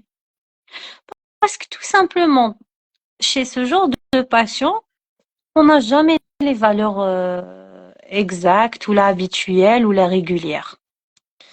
Vous allez trouver que la patiente, elle a déjà des multitards, elle a déjà plusieurs maladies. Donc, logiquement, par mesure de précaution, antibioprophylaxie. Après, avec vaso ou sans vaso, je préfère sans vaso parce que diabète irrégulier et vous savez qu'avec vaso, c'est contre-indiqué quand c'est irrégulier. Je préfère toujours sans vaso. Et n'oubliez pas que je vous ai dit que c'était une dent déjà mobile. Donc, j'avais pas besoin de lui faire avec vaso, tout simplement sans vaso. Donc, vis-à-vis du pacemaker, pas d'antibioprophylaxie, mais L'état vis-à-vis de son âge et général. de son état général, je préfère en poser une pour éviter tout simplement n'importe quel risque. Vis-à-vis de son diabète, déjà, elle nécessite une antibioprophylaxie. Et vis-à-vis de son asthme, fallait avoir de la ventoline en cas de crise d'asthme. C'est tout.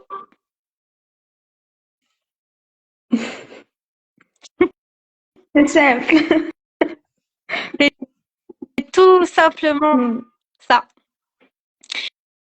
Écoutez, des fois, oui, on a une certaine conduite qu'on nous apprend. Mais quand tu te retrouves devant des situations, c'est à toi de juger.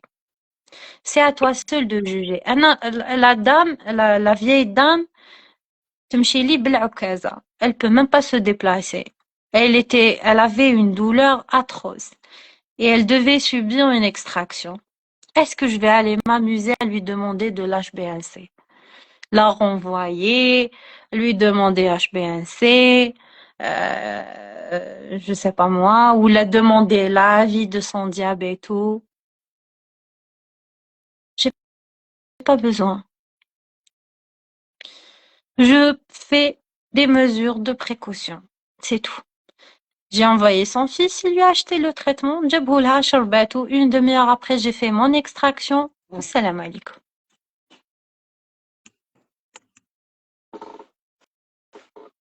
Pour l'asthme, il faut éviter de prescrire les pénicillines, médicaments allergisants. Lemia, sauf si, oui, oui.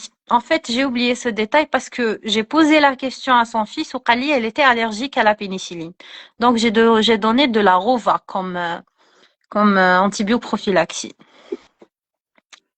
C'est vrai, c'est un détail que j'ai oublié. En fait, faudrait jamais oublier de poser la question à votre patient. Est-ce que vous avez une allergie à un médicament? Jamais تنسوا هاد la question. Elle est primordiale. Effectivement, j'avais oublié ce détail. C'est une personne qui est allergique à la pénicilline. Effectivement. Ne jamais oublier ce détail. Toujours poser la question à votre patient. Il y a certains qui le déclarent, il y a d'autres qui le disent même pas, jusqu'à ce que tu poses la question, puis tu te retrouves à changer carrément la prescription.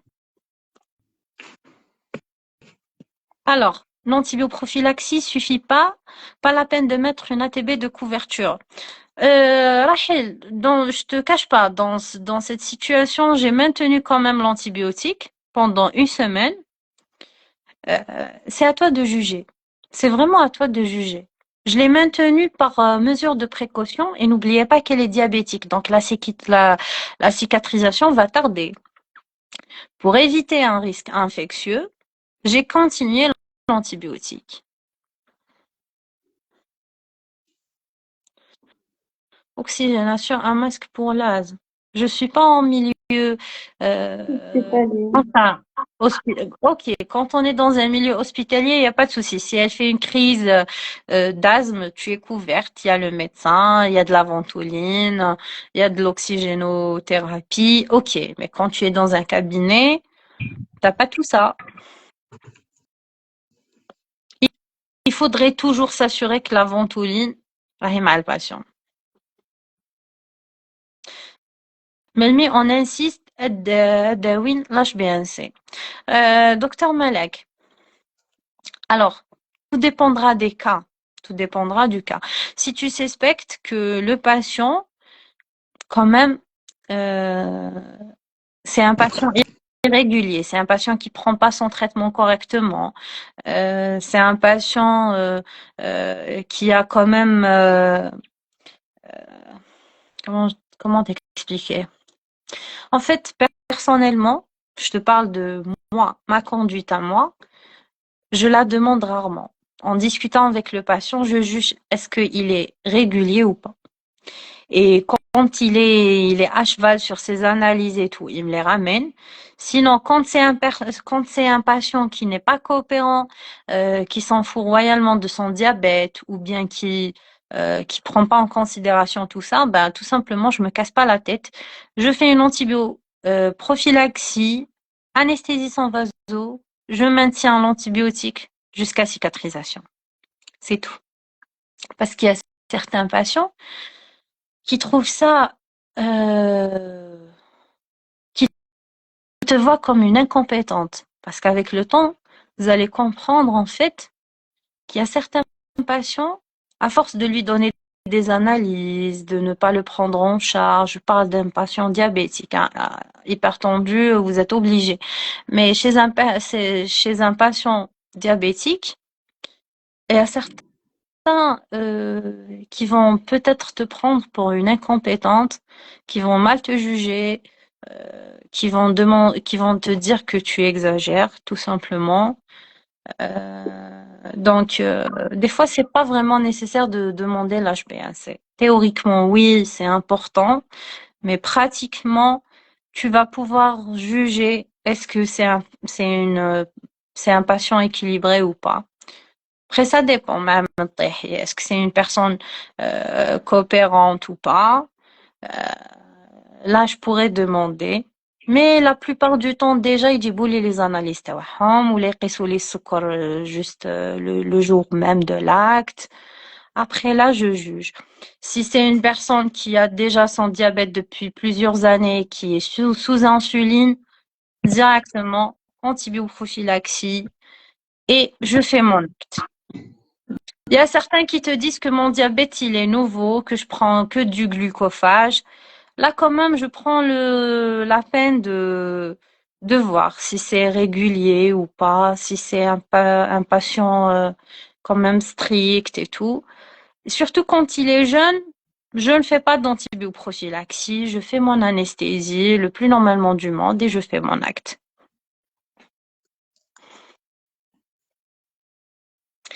Est-ce que la tronculaire est contre-indiquée? Je parle de l'asthme. Non.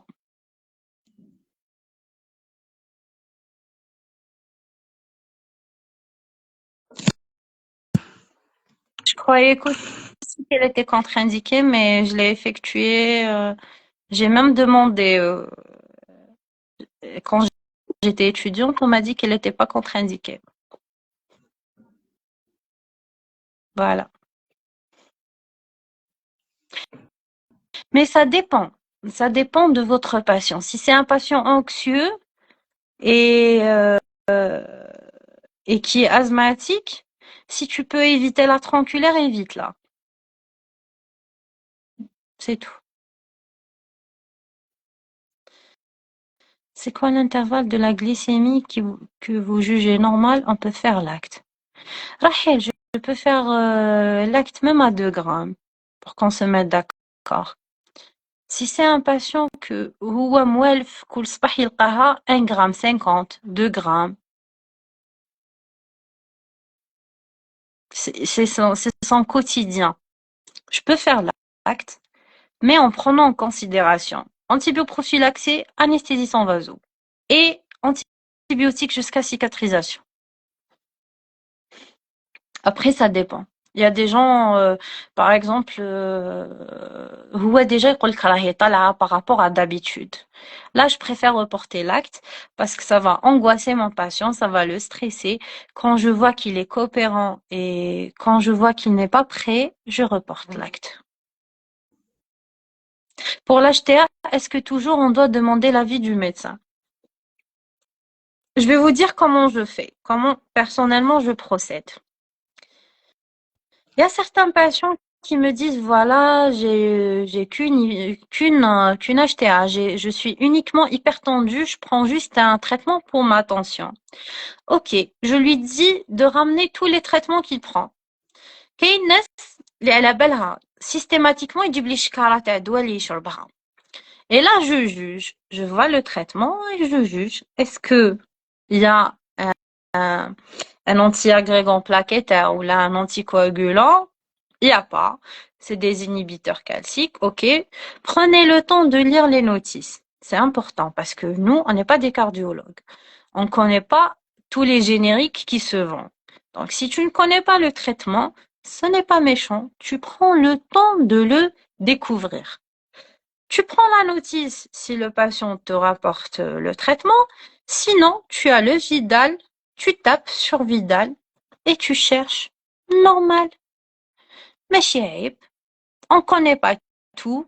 On apprend, on découvre. Tu cherches. Si tu vois que c'est un inhibiteur calcique ou là, déjà dans la notice, il te dit que ce traitement, il te donne la molécule, il te dit son rôle. Tu confirmes que c'est pas de l'aspirine, que ce n'est pas un anticoagulant. Là, tu peux faire ton acte. Si tu vois que le patient te ment, te dévoile pas tout, te dit que je prends un traitement, je connais pas le traitement, tu vas remarquer. Là, si tu as des doutes, et le cas un petit peu, tu demandes l'avis du médecin traitant.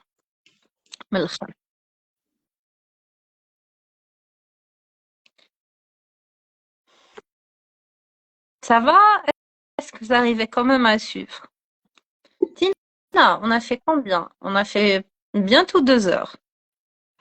Oui, Ya Dara, est-ce que parce Kayli que ça, يرقدوا ولا لا؟ parce que ça a été très interactif, il y avait beaucoup de questions. Ça va, C'était je pense ça. que quand même, ما نرقدش, ça va. Si je n'arrive pas à endormir les gens, déjà, c'est quelque chose. Des fois, quand on assiste à un cours, au bout d'une heure, t'as envie de dormir. Oui, Alors là, à 11 heures du soir, j'imagine, Ramadan Darwin. pour Douaraya. Alors, est-ce que vous arrivez quand même à assimiler, à suivre, et surtout, est-ce que ما رقدتوش Est-ce ولا que شي tu aimes رقدتوا؟ bien? Très bien, Sifax. Là, ça fait plaisir. Ah, il y a très bien, Rosa. Je t'en prie, Rahel. Bon, Ah, c'est merci, exact. bonne fête. Oui, bonne fête à toutes les femmes. نسينا روحنا اليوم. Bonne fête. Les cas cliniques, c'est vraiment intéressant, mais j'aime le cours. Effectivement, ouais, je Mhm. confirme. C'est très intéressant. Bah, ça fait vraiment plaisir. Je vous en prie. Sinon, on refera d'autres lives. Je vais essayer Inch'Allah. de dégoter quelques cas cliniques. D'accord, Inch'Allah. La prochaine fois, je vous ferai la femme enceinte. Très bien. Ah, bah, super. Ça fait vraiment plaisir.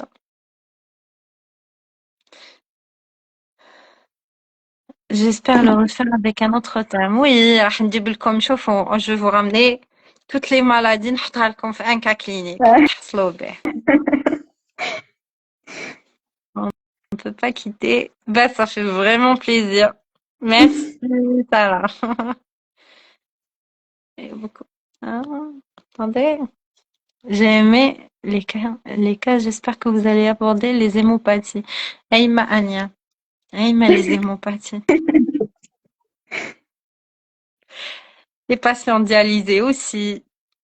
Ah oui. Hmm. J'ai un cas Ouais. clinique dans ce genre. J'ai déjà reçu une patiente qui était sous hémodialyse. Euh, aussi, le risque Ça s'appelle dialysé. d'ostéochimionécrose.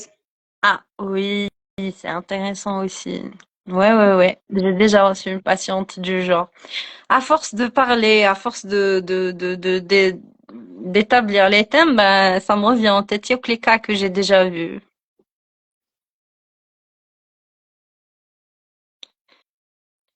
Alors, Tina, s'il n'y a plus de questions, c'est très intéressant. L'hépatite. Noyedouine. L'hépatite. Ania. Tu penses que réellement il y a des gens qui vont te déclarer qu'ils ont une hépatite? Ben, tu es naïve, ma petite. Il y a absolument personne.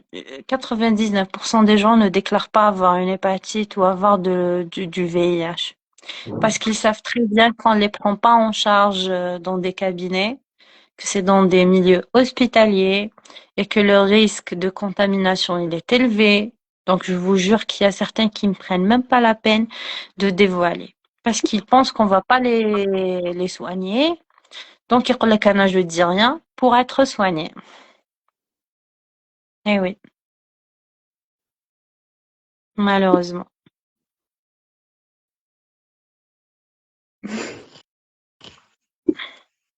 Tina, t'es toujours là. Oui. Ah oui. Je pense à... Ah non, non. Je pense, euh, je pense qu'il n'y a plus de questions. Merci, Médide. Merci, cher ami. Ouais, ça fait plaisir. Vous m'avez refait, enfin, j'ai quand même revécu certains moments de ma vie d'externat avec vous ce soir. Je pensais, bon, il n'y a plus de questions. On pourra Alors, clôturer. très bien. Je vous dis que ça a été un énorme plaisir Le plaisir de est à nous. partager. Merci beaucoup. ça Merci fait beaucoup vraiment pour cette plaisir. initiative. Je sais que tu y es. Merci, Majid. En tout cas, tu peux revoir le live, hein. Il sera quand même enregistré. Merci, Lamia. Bah, ça fait énormément plaisir. C'était une très belle soirée. J'espère qu'on va en discuter le week-end prochain avec un autre thème que vous allez choisir. Inch'Allah. Inch'Allah. Ya. Yani, Nostalgie avec nous. Oui, la nostalgie, effectivement. La nostalgie parce que c'était des moments quand même assez marquants. Bonne soirée à tous. bonsoir et Merci. صحة سحوركم. صحة سحوركم. Et si vous avez des questions, vous pouvez toujours me contacter. Je serai toujours à votre disposition. Merci. Loada. Je suis là, hein, je suis là. Tu peux me contacter. Je réponds même à minuit. Il n'y a pas de souci si je suis en ligne. Il n'y a aucun souci. Là, y aller à Ramadan. C'est Ramadania. Mais dis, tu viens d'arriver en retard, cher ami. Ah, sauf si tu veux dire quelque chose pour clôturer. Lane, on a parlé des 3 cas cliniques. Et puis, c'est bon. Merci. Ah, ça fait plaisir. Bonne soirée. Alors, Tina, tu vas enregistrer le live. Oui, D'accord. Alors, il je sera vais sur quitter. notre page. Très bien. En tout cas, tu peux toujours le partager avec moi. Oui, oui, bien sûr. Je Ok. vais voir s'il y a l'option de Oui, oui. collaboration. Oui, c'est là l'option. Tu vas la trouver quand D'accord. tu vas enregistrer le live. D'accord. Allez, au revoir tout le monde. Prenez soin Au de revoir. vous. À notre live prochain. Salam. Allez, au revoir. Ouais.